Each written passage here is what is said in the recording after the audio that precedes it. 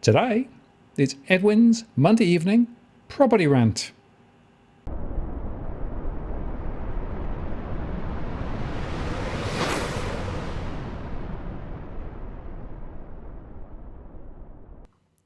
Hello again, it's Martin North from Digital Finance Analytics. Welcome to this post covering finance and property news with a distinctively Australian flavour.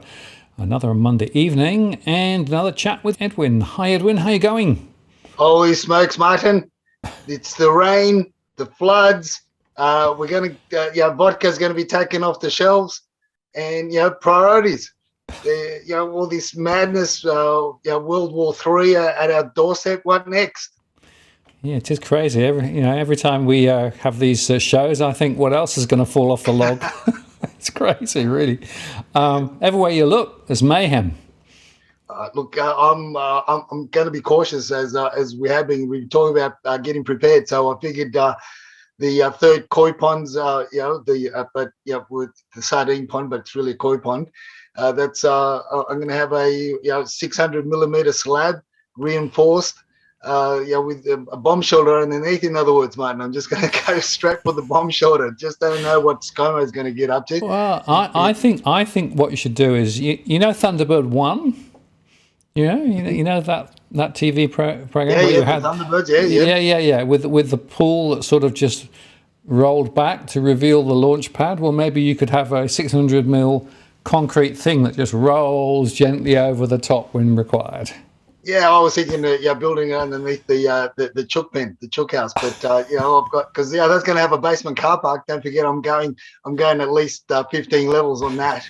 The chooks are going to have an elevator and everything. Look, they're going to feel a lot drier than what the people are feeling down in Paramata, along Paramata River and all the low-lying areas in Sydney. You don't have to be in a high-rise to be in a very low-lying area. Let's not forget the reclaimed land around Schofields, Box Hill, Jordan Springs, the ponds.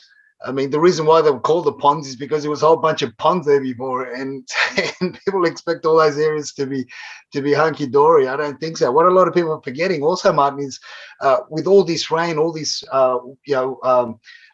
moisture that's just been going into the ground, it's expanding obviously the ground, and then if we have a dry spell for a long period of time, then everything shrinks again. So all the movement that's going to be affected, all the slabs. We're going to hear more about sinkholes and so forth in Jordan Springs and in the ponds, all those reclaimed areas. Think about drove past Moorebank, some of the behind the old flower power site there, how they're sort of backfilling 2.5 to 3 meters in some areas. I mean, again, that's back in the day, that was all flood area. So sooner than later, that water that's seeping under the ground, that's running underneath all these buildings, all these structures, it's going to have a toll. So good luck to all the people that are buying there, that have bought and that are building. I really feel for them.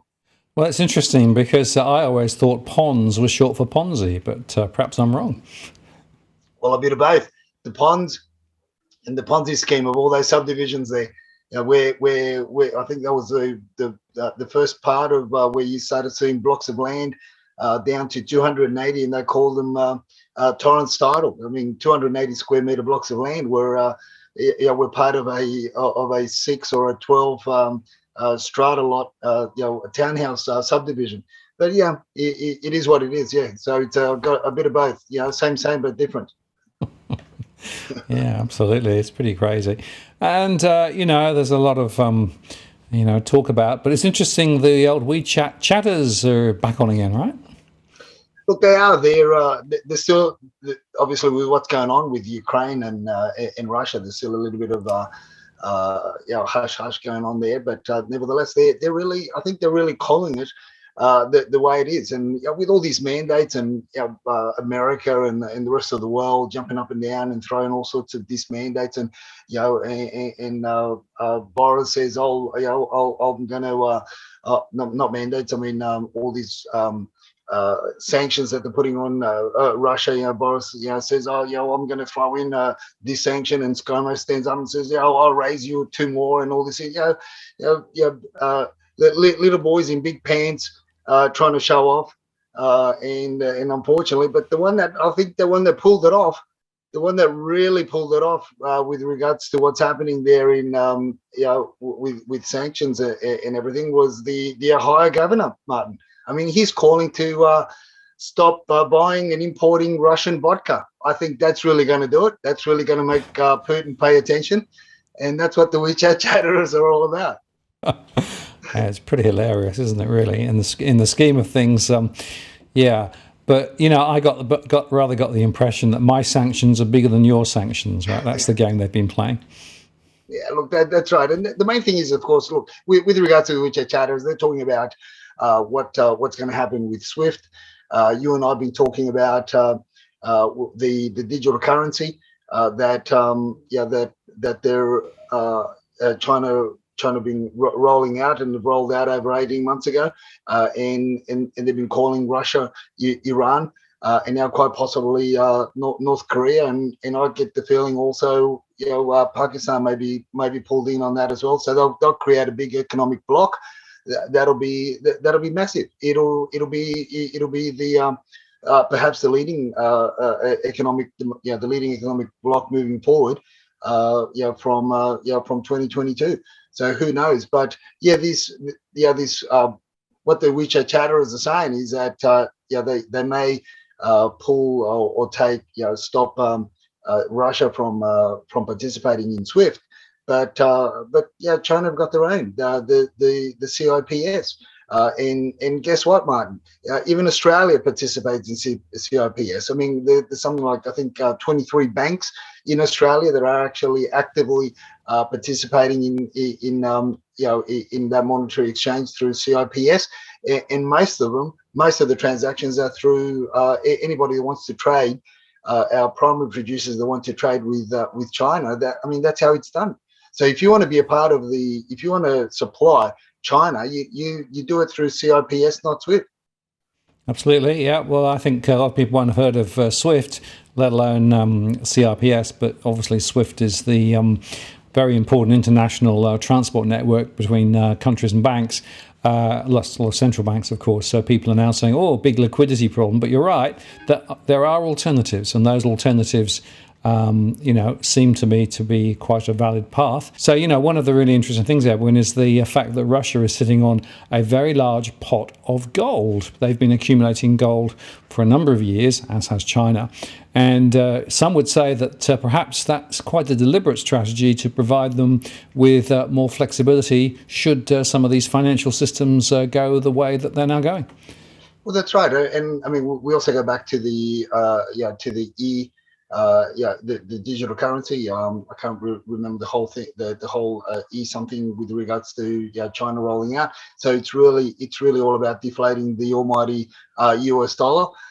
And like I said, it's going to be one huge economic block. But let's also not forget, Martin, regardless of what they do with SWIFT and other so-called economic sanctions that they're putting on Russia, I mean, let's not forget that Russia supplies a lot of European nations with energy, oil and gas.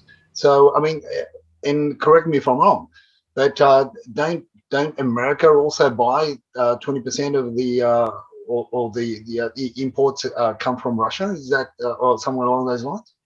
Well, certainly some of the high value rare metals and things comes from Russia. But it is the gas which is the really interesting one. And of course, Germany is one of the main customers. Now, Germany was resisting banning SWIFT for that very reason, because they were worried about the impact. But they've actually come across now and have also agreed to ban those payments. But it does beg an interesting question, because if Putin decided to just turn the valves off and say, well, if that's the case, then we're going to turn the gas off. There will be a lot of very cold people across Europe, and it will be almost impossible to find alternatives in the short term. Mind you, some of the re-engineering that's been done of the piping in Western Europe was deliberately designed to enable it to flow two ways. So in other words, you can flow between other Western countries too. So it's not quite as bad as it used to be, but it's still pretty bad.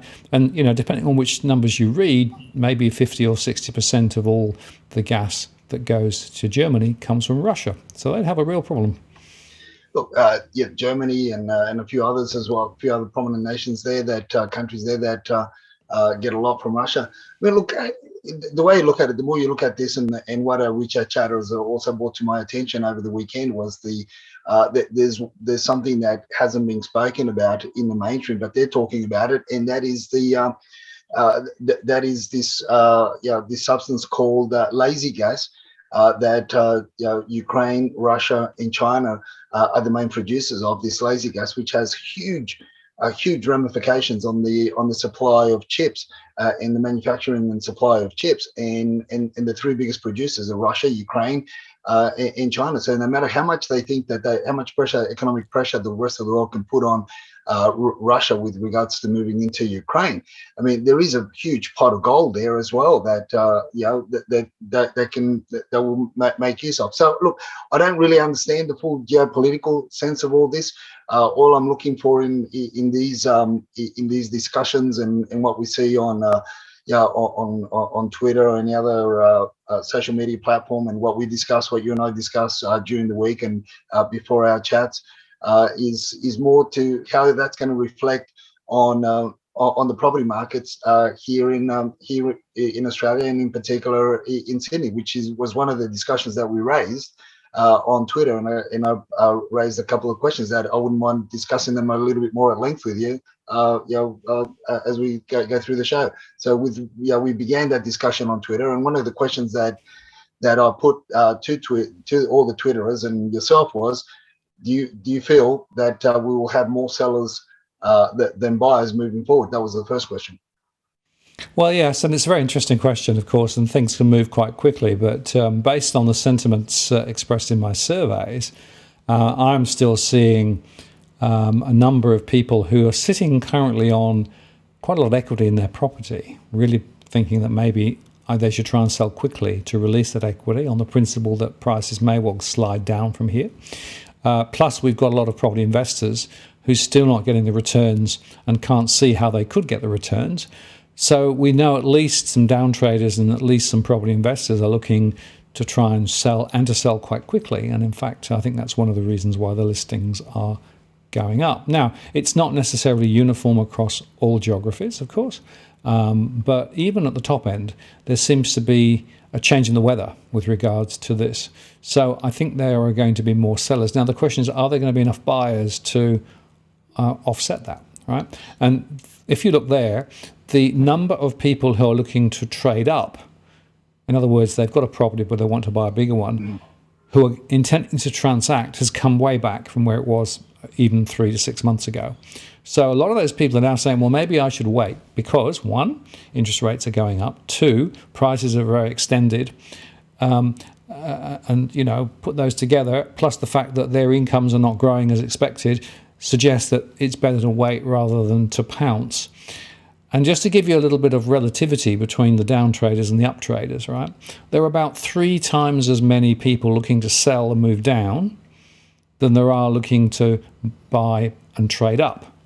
So again, we have some more disequilibrium in the market. Well, look, and the listings aren't coming on market will show that, because over the last 3 weeks, although it's only a small sample, but nevertheless, it's a relevant one given where we are and looking at the same trends over 2021 and 2020. So 2022, we're actually seeing a rise in for sale listing numbers across houses, and apartments are just going through the roof in terms of coming on market. So I can see that's just going to grow exponentially at a rate of knots. Whereas with regards to homes, we wouldn't see a rise in home listings till about Tuesday afternoons. But now, over the last 3 weeks, we're actually seeing new listings and a rising listing numbers from get-go, from Monday midday. So, it's unprecedented. So yeah, look, I tend to agree with you on that.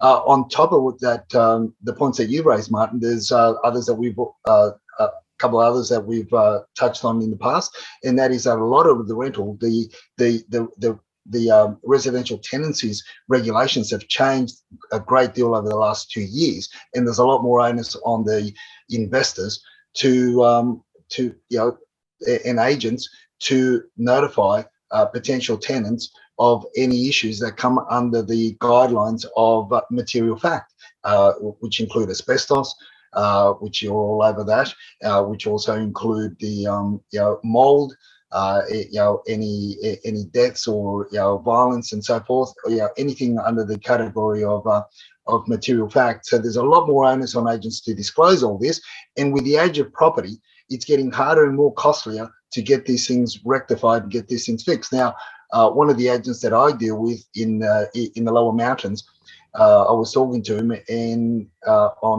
on Friday afternoon, I was asking what he was doing, and he said, "Oh, I just about had enough. I've got just been dealing with three bad landlords that between them, they've got something like $12,000 worth of rectification work across three properties that he's managing for three different landlords. And a lot of it's got to do with moisture coming into the property, leaking roofs, and mold. So obviously, which is going to be harder for them to re-rent. So I asked him, "So what did you do?" And he said, "Look, I had to let the tenants go. You have to let them go, otherwise, we're in a world of poo-poo because of they will get called in. Fair trading will be all over them like a rash, and real estate agents don't want to lose their license or get or put the professional indemnity insurance on the line because of what landlords don't want to rectify. So the alternative to that is to get these properties fixed and sold. So I believe that we're going to see a lot of that in a lot of regions of Sydney.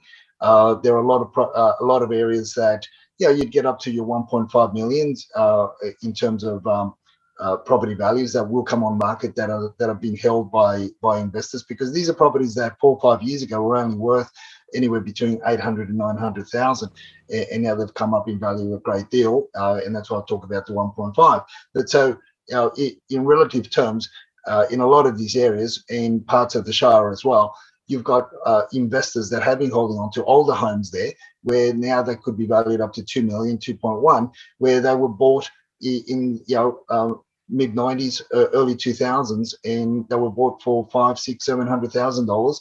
So yeah, I agree with you. They're going to be sold, and also the retirees. So it all comes back to, from our side of the fence, comes back to maintaining the properties that are investment properties to be on par with the new regulations and the legislation that we come under with when it comes to property management, as well as ongoing maintenance for the retirees. That quite frankly, they can't do the work themselves. It's too dangerous. They're health-wise, they're not in a position to do it. They're not as young. So yeah, I agree with you. So yeah, I'd concur very much, and that's what our numbers are showing on the field, and that's what our contacts across Sydney are saying, that they are expecting more listings to come on market. So it's interesting. And that's why I pose the question there, whether you would, whether it was going to be a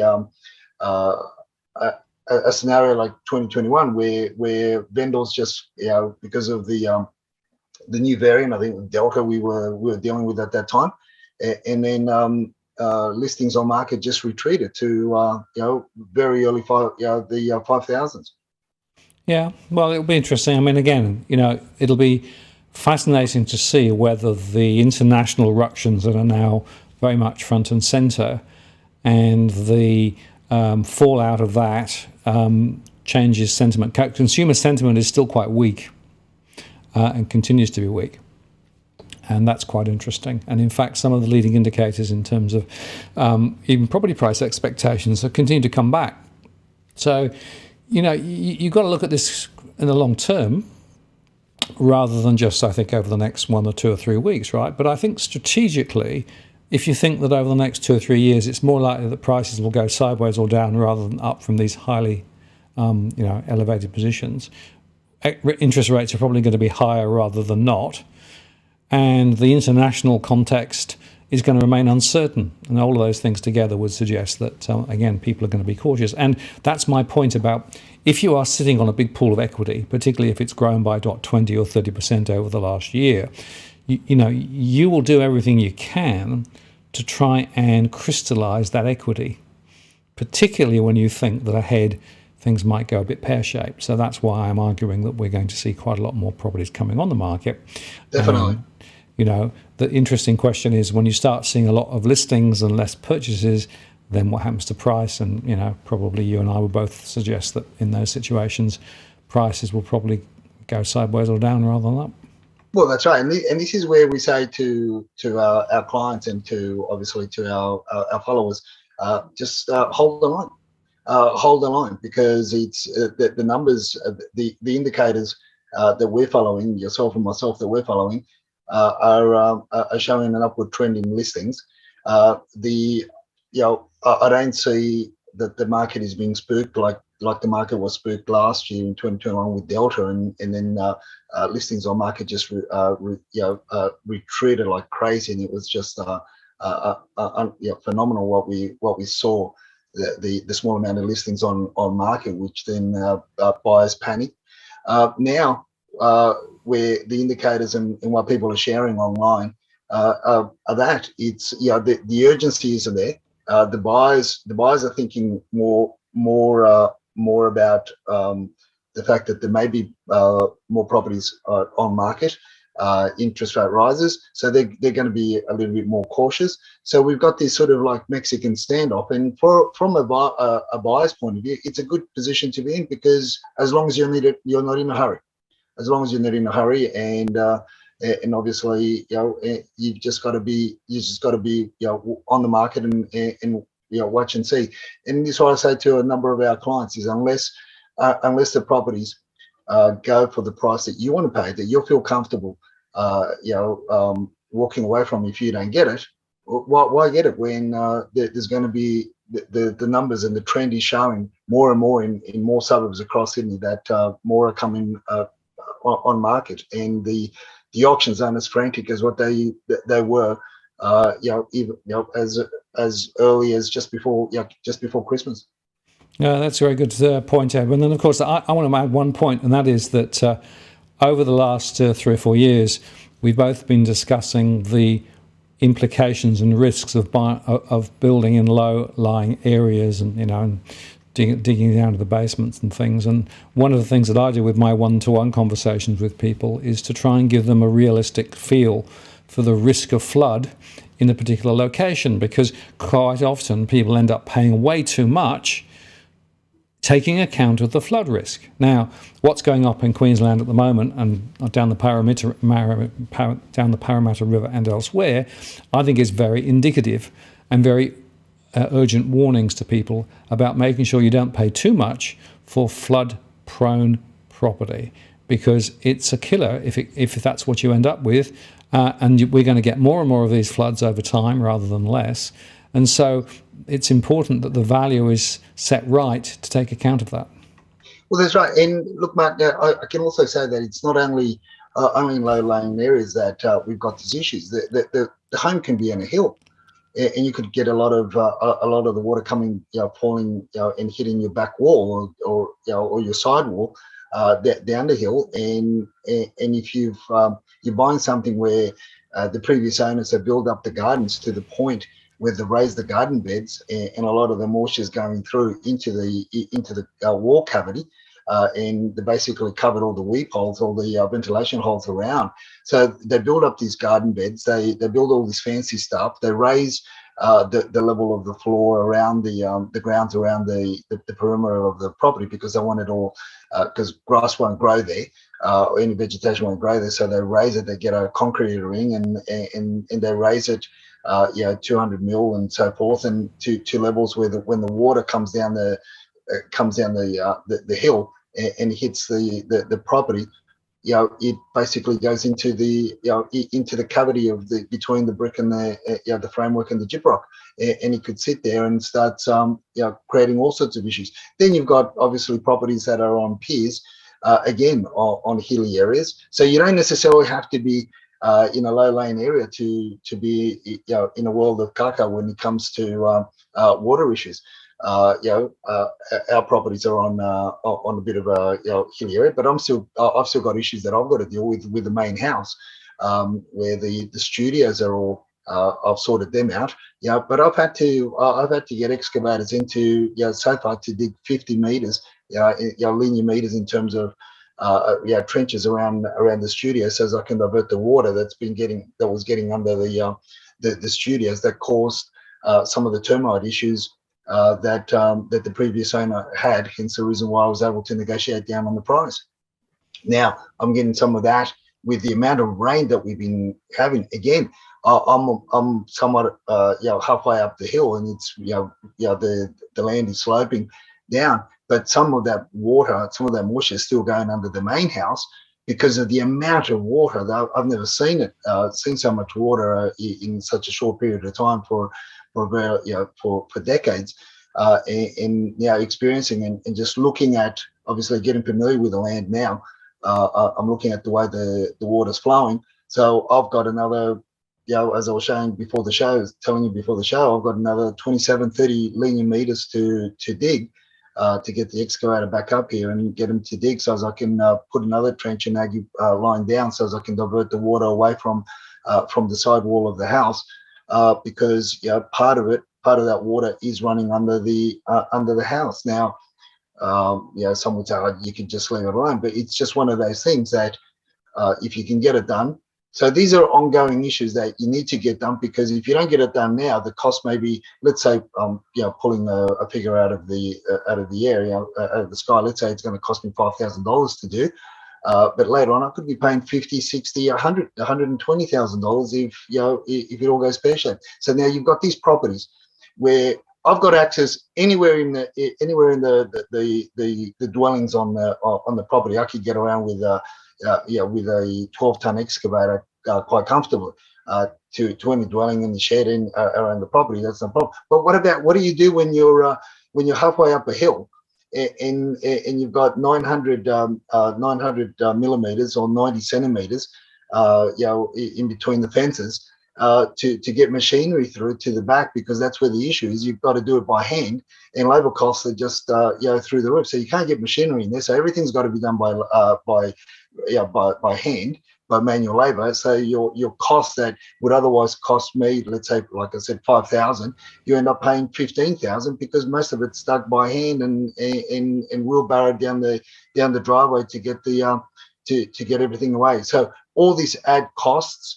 So this is what people have got to be very, very clear, very, very self-aware of what they're walking into when they're buying these homes, particularly when you're paying 2 million, right up to $3.55 million, where I've seen some absolutely shockers out there, and some patch-up work that just make you cry. Yeah, absolutely. And well, talking of making you cry, the Paramata River came up again, right? It came up in 2015, and you got video of it then, and you went back and you got more of it. Yeah, look, some of our followers on Twitter have got some videos. I'd got there a little bit too late when the water had receded, but there's some videos, they're current videos. But we were warning. We were putting out these warnings in 2015, and even before 2015, there are other videos that I had to put on private because I got harassed by developers because I was showing them up what they were trying to hide. But yeah, look, and when the building below that water line that you see on the the floodplain there of the banks of Paramata River there, I mean the Powerhouse Museum, which is one of the videos that I sent you there, on the left-hand side of that video is where the Powerhouse Museum is going to be. And they've got a basement. I think they've got 2 basement car parks going down below the water level there. So now you could build it up, you could do all sorts of things, but at the end of the day, you've still got seepage coming through. That's surrounding the building that's been there for hundreds of years. And it's sitting there, and eventually the moisture will work its way through, regardless of what type of shoring you do, and regardless of what you do. So it's always going to be affected, and there's always going to be movement. Like I said, you've got these water issues, and then what about if we get another 6-7 year drought like we did not too long ago as well? And you get shrinkage, and so this is why buildings move. This is why there's the settlement issues. This is why you get these high-rise developments that are predominantly, or developments that are predominantly rendered, where you see the cracks, because it's a rigid structure. You may move 1 millimeter down at the basement, and you'll be able to put your finger through the settlement crack at the top level, or put your hand through, which I've done in some buildings, where down the bottom is 1 millimeter. The crack is 1 millimeter, and right up the top floor in the penthouse, you can actually put your hand right into the in the crack.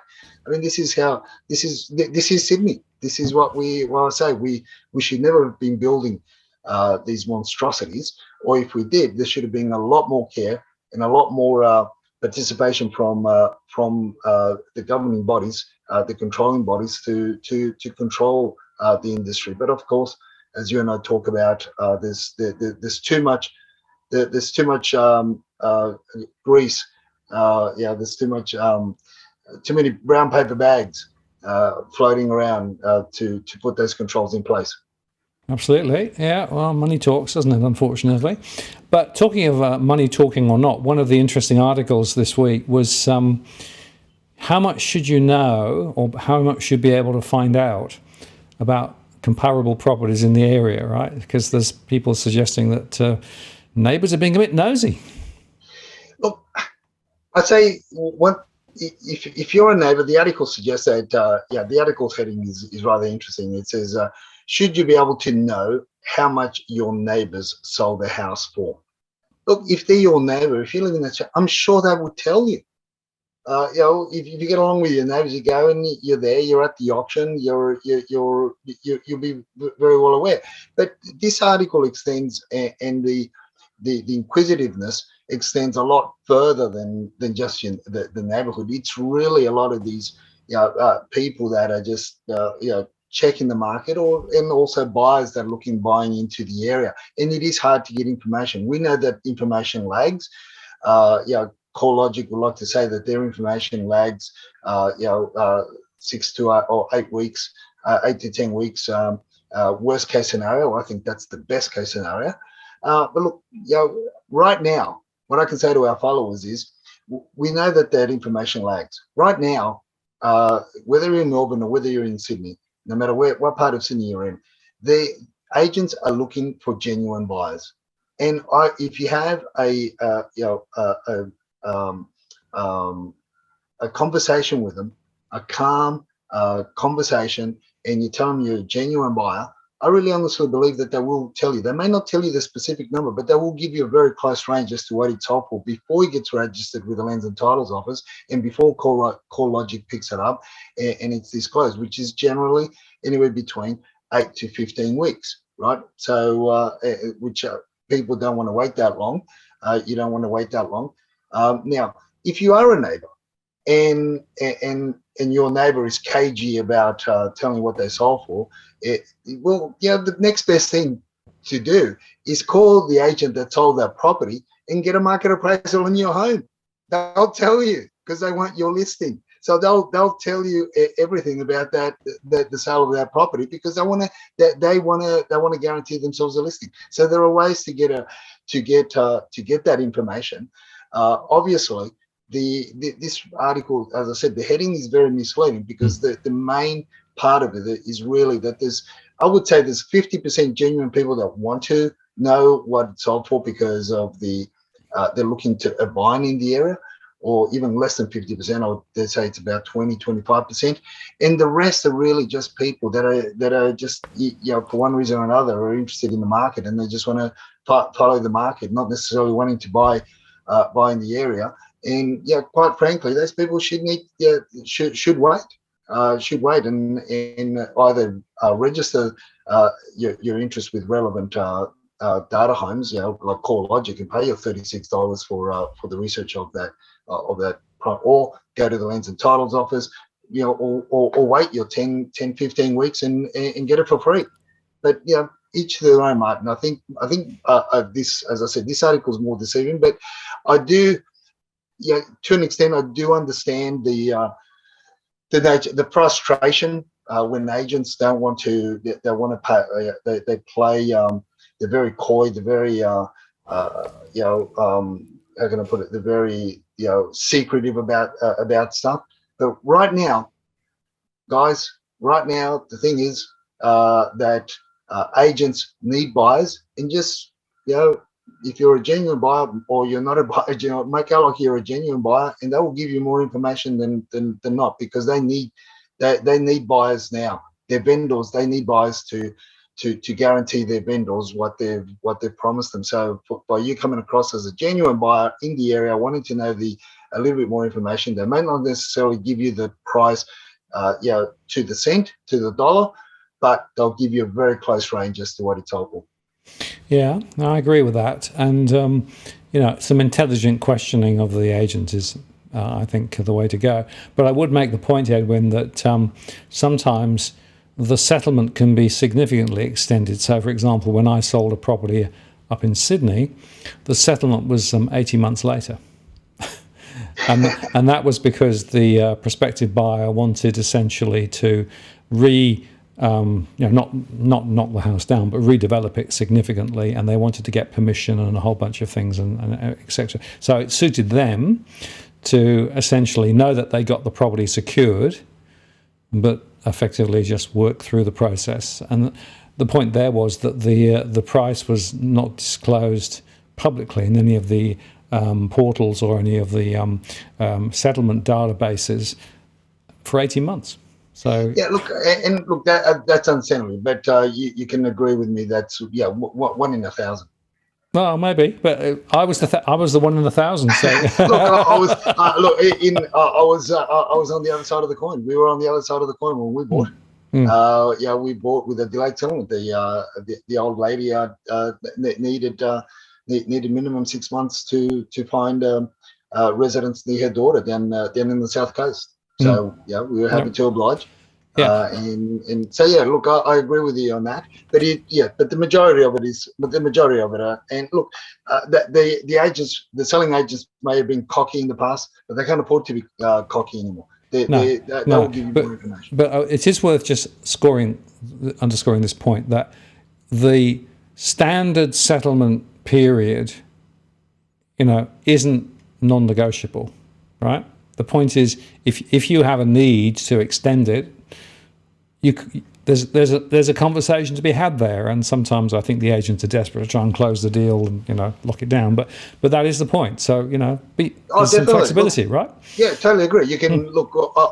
We've for some of our clients, we've been able to drop $50,000 to $100,000 on a particular property purchase because the seller has been wanting to sell desperately, and they've been in a legal or financial bind that it suited them to settle the purchase to get the money in their hand so that they can stave off further action on other issues that they were facing by us settling with a 21-day settlement, which is a 3-week settlement. Historically, I've assisted people to settle within 14 days, Martin, because that suited both parties. And obviously the person that I was helping and assisting, it suited them, basically they got a huge discount to assist them because there are certain circumstances. Likewise, on the other side of the coin, when I've been acting for developers buying for land, obviously the longer period you can get them to, the longer time you can buy them, so they can do the due diligence, they can get the submissions, they can get all the planning and everything done and all the whatever they need to do in order to develop the land. Because whilst if they settle early, obviously they can't do anything with it, and they're paying interest on the on the full loan. So look, it works both ways. So if you want to buy yourself time to totally agree with you. You can do that, or if you want to save a lot of money, sometimes that is one of the tools, the arrows that we have in our quiver to use and make sure that our buyers are cashed up, ready to go, money in the bank, so that we can make that offer. Particularly if we smell or if we get note that there's some legal wrangling or other issues, or they may have bought and they need to move They need to move very, very quickly. So it works both ways. So it's great. Yeah, definitely. It's nothing. Everything's negotiable. Everything's negotiable. Even up to settlement. I still negotiate with the selling agents on behalf of our clients, right up to settlement. Right, well, let's then move on to talk about numbers, because the numbers are indeed still rising, aren't they? Look, they are rising, Martin. Then that's what we said earlier on, and this is why I say to people, like, unless you get the right property that you know you're going to be there for your, what we would call, your forever home, which is not really forever. Forever is now anywhere between 5 and 7 years, and before people change dwellings on average. But if it's not going to be your forever home, you're not going to get it at the right price, and you just got to do a lot of renovation. Yeah, just hold on. Just hold on, unless you get it for the right price. Apartments are very, again, we only see a rise and rise and rise and rise in apartments, and I'd say that rise in apartment numbers are going to be very strong, and they're going to continue. I feel that they're going to continue on, based on the information that we have so far, that they're going to continue on to even into the winter season. Now, historically, March is the month where we sort of start seeing receding numbers, because we're starting to get closer to Easter and obviously those holidays, and people start preparing for that, and also for the winter period. But and we saw that last year, but not this year. We're not seeing that. As I said, the numbers for the last 3 weeks have been rising, and also for not only for apartments, but for home listings as well. Totally agree with you. More so in some suburbs than others. And I've shared with you the numbers as to Tuesday of the 2nd of the 3rd, 2021, and also the screenshot of the today's numbers for that I took earlier on for 28th of the 2nd, 2022, so that people can see that the difference in numbers from last year, home and apartments, to this year. You could actually say that there's a high rise in the number of high-rise properties being listed. Ho ho. and that now more than ever, be careful.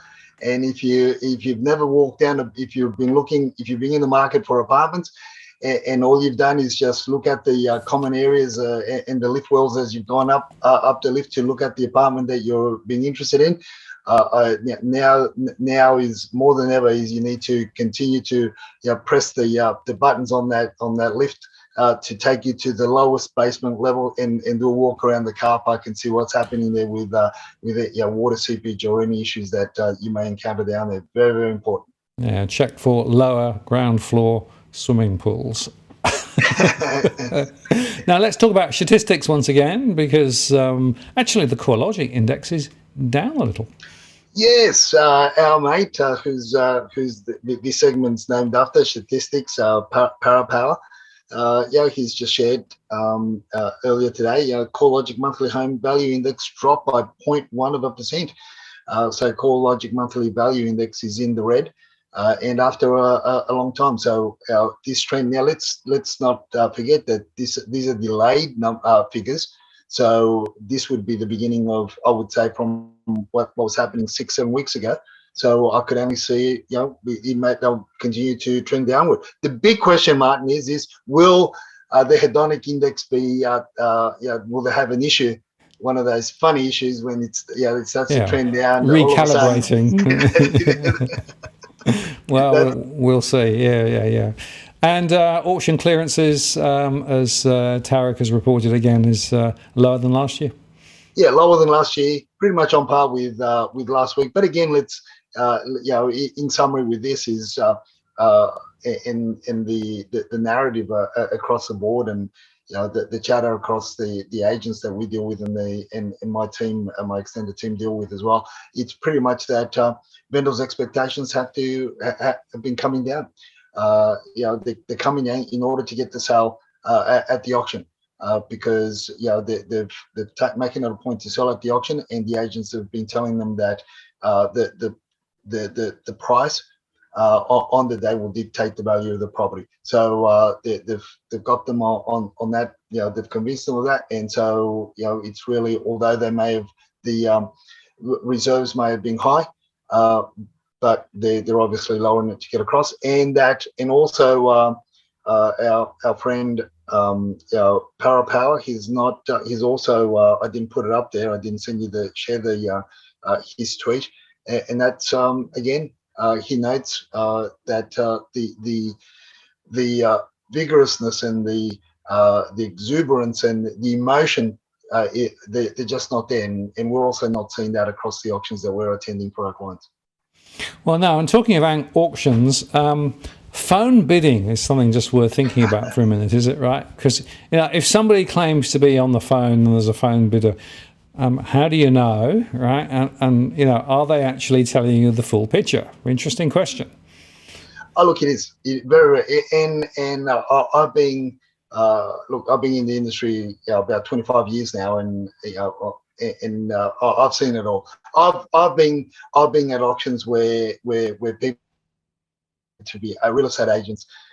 This was about probably 15, 17 years ago, where the agent, one of the agents that were conducting the auction, or one of the agents from the agency there that was helping out with the auction, was pretending to be on the phone. This is one of those cliched moments where he's pretending to be on the phone and talking to a so-called bidder. This was when it was more open upfront, the shenanigans that were going on, and and they're pretending to be on the phone, and guess what? The phone rings. And when they're pretending to be on the phone with a so-called bidder, and then the phone rings. I mean, I've been there. I've seen that, Martin. So it's, and this is why I put it up on Twitter on Monday, because I'm seeing that as we've been attending auctions. I'm seeing all of a sudden there's more and more so-called phone bidders. And look, I've been at earshot's length, of hearing agents, selling agents, talking about so and so is going to get on the phone, but they're not registered and all this. Look, I know it happens. The industry knows it happens. Many pretend it doesn't happen, but and people might say, well, Edwin, why don't you they'll report them and do this and do that. I've tried, we've tried, I've had reporters, I've taken reporters to do all these sorts of things, but you know what? It's a slow, grinding process, and then at the end of the day, we're not the policeman on there. I just call it out, I just tweet it out, I just do blogs about it, talk to you about it, and talk to so people have just got to be careful. And you know what? I'm going to be saying that that people should be requesting for if they feel that they're being that the bidder there isn't a genuine bidder. There's nothing to say that you can't speak up. I do it. Auctioneers tell me all sorts of things that I can and can't do, and I say, look, unless it's in black and white in the legislation or in the regulations, you can whistle Dixie. I'm going to continue to ask the questions, and one of them is if you don't want to bid anymore, if you don't feel that you're being fairly treated, if you don't believe that there's a genuine bidder out there, stop bidding and call it. Ask them. Ask them to take you to a private room and show you something of the registry. There's no reason why you can't do it, because right now the frenzy isn't there, and you're holding, as I say, you're holding the stick. You're wielding the power, because if it's shenanigans, they're playing you, and it's you've got all the right in the world to question it, and I can't see why you can't question it publicly. And I'm telling you, you are not going to be roused at, and if you are, seriously, who cares? Because it's either that or pay an extra $150,000. Yeah, absolutely. And it's interesting. There's one tweet here where effectively the phone bidder was actually ultimately bidding through the agent, which is even more wacky. That's the thing. It's one of those things. I can grasp the idea of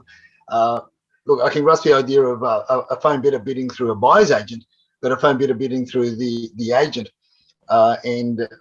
Almost just over 12 months ago, I attended an auction with one of our Chinese colleagues. She speaks Mandarin and Cantonese very, very fluently. And there was a phone bidder, so-called phone bidder from interstate. And I tend to think it was a genuine phone bidder. But what the agent was telling the phone bidder, because my colleague I could understand, I can't remember whether they were talking Mandarin or Cantonese, but she's very fluent across both languages anyway. But what what and she was at an earshot away from the phone, because the phone bidder was very, very loud, and she was standing right next to the agent, so she could hear her. And she, at the end of it, she said, Edwin, what he was asking and what he was saying and what the agent was saying publicly were worlds apart. So you just don't know. And yeah, so and this is what this is, what this uh, Twitter post puts there. And it's just shenanigans, and you've just gotta call it out. And then you've got this online bidding now, online bidding platforms that they show online, that they run the auctions online as well as live, and people can participate. And again, in this particular one with Para Power, he notes down the bids. He notes it down bid for bid, first bid, second bid, third bid, fourth bid, and lo and behold, the person that placed the bid was the single bidder, and they were bidding against themselves. Again, if you're holding the bid, that's it. You're holding the bid. There's no need to go any higher. If you need to negotiate post auction, and I'm sure you're going to get it a lot cheaper. But don't get forced and conned and get it played into that psychological power play that they put on you, and to make a decision to press you for more. And this is a conversation. This is conversing with one of our clients, and this is the conversation as I'm there. We were going to participate at the auction, but at the end of the day, we felt that there were better property that come on the market, and so. But I still went there just to see the outcome of the auction, see who the buyers are for the area, who's in the game, who's looking at buying in that particular market, in that particular type of home. And our followers can read my conversation is in my commentary is in green, and what my clients are asking me is in white. But again, it's a bidder that got pressured. She held the bid at 2.54, and at the end, with all the agents, 2 or 3 agents were pressuring her to make a decision, and at the end, she bought it, but for 2.61. Her strong competition, Martin, stopped bidding at 2.5. Yeah. So the moral of the story and your tip for the week is, when you're up against a phone bidder or you're holding the last bid, that's it. Yep. Hold the bid. Hold the bid. Yes. Hold the bid. You're unless somebody else comes on top of you, And the other thing, Martin, is obviously there's, as I say, that we can share tips, and these are guides. You've got to play. You got to read read the auction on the day as to what strategy you use and so forth. So these are just simple tips. But if you're holding the bid, that's it. You're holding it. Unless the vendor bid comes in and it's higher than yours. But if it's a vendor's bid and nobody else bids, you're still holding the first option to negotiate with the vendor, via the agent, post the auction. Yep. So don't get pressured into this,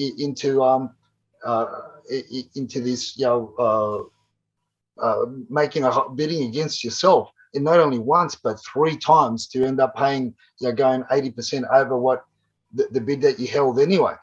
Now, to give you more power, to empower our viewers, our followers, to empower them a little bit more, I'll throw this in for free, Martin. I'm throwing this in for free.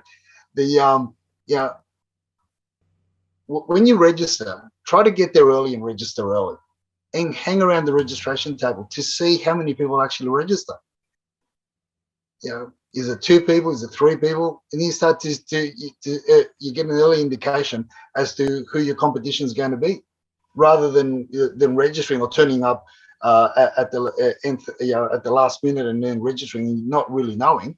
Yep. I mean, even we don't do that. We get there early. Yep. I take one of our colleagues along if I have to, and we do a little bit, further reconnaissance and further chats with agents and listen to what to people that are holding bidding cards, what they're saying as we're walking around, and just listening to their conversations and just taking note and also if it's in very much Asian centered areas. Well, I'll take one of my colleagues that that speaks both Mandarin and Cantonese, so we can pick up on what our competition's saying or what they're doing, so to get an idea. That's the thing. So get there early, be there early, register early, and hang around the registration table to know who your competition is, so that you'll have more, you'll feel more assured. So then when these bogus phone bidders come along, that they were not registered. You can see the registration sheets there. They try to hide things, but look, if you're standing right next to them, there's only so much they can can hide from you. Look, it's a simple tip, Martin, but it can go a long way for our viewers, I hope. Yeah, no, absolutely. Well, I think that turning up early and just watching what's going on is a very, very good tip, because you can quite often detect an awful lot by just being there and seeing the body language and seeing the interactions and all those things. What you don't want to do is turn up last minute and not feel any of the vibe beforehand, because then you're going to be much more malleable in the hands of the auctioneer. And as we've said before, there's a whole bunch of psychology here. There's a whole bunch of, I can't miss out sort of thing. And that means that you're then off kilter and the off balance, and you end up potentially paying more than you want. So go in cautiously, carefully, planned, early. And, I always say to people, it's a game, right? But if you understand the rules of the game, then the chances are you'll be able to play the game a whole lot better. Look, definitely, mate. And I'll leave our followers with this further tip. If you get there early, you're also going to know, look, in some of these areas, what we've noted in the last few weeks is that a lot of bidders are bidding against developers and home flippers, or tradies that have got deep pockets, and they're going to be doing up properties, and they're going to be flipping them, or developing them into duplexes. So you get there early also to see what type of vehicle they're driving, because a lot of them will turn up in their utes, and if they're the ones that are going to be registering, they're the people that you don't want to go toe to toe with and inflate the prices. Don't get emotional, because if you start getting emotional, all you're doing is just increasing the value of the properties in the area that could potentially come up on the market in 2-3 weeks' time. I've walked anyway, we could keep on talking, but what I put out on Twitter, Martin, is if somebody's game to put 20 people together, they want to learn about how to bid at auction and put a venue together in a place in Sydney. It has to be in Sydney. I'm happy to do a live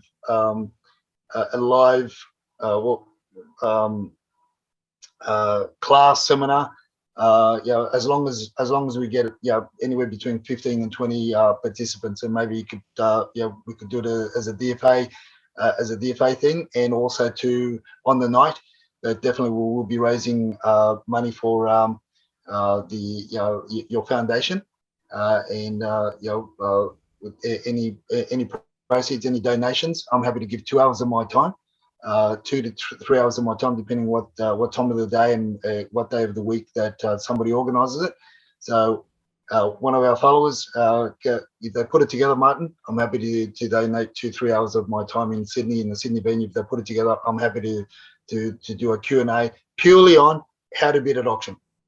Okay, well, folks, there you've got an invite there from Edwin. So get on the Twitter, and if you think that's something you'd be interested in, let us know. And if there's enough interest, we'll see whether we can't sort something out, because I actually think there is a very valuable opportunity there to really learn a lot more. Edwin, I really appreciate your time today. Some very interesting discussion points as always. And stay dry, and we'll do it all again next week, huh? Oh, definitely, Martin. Definitely. And if I'd finished the koi ponds earlier, that would have been filled already. Wouldn't have to be. I have to drain them. I have to drain them because they're not even finished. But yeah, look, definitely. Hopefully, it'll be under drier conditions, and hopefully there'll be a lot more peace in the world, and just keep on praying. And Fingers and toes crossed to that. Absolutely. Thanks, Edwin. See you soon. Bye bye.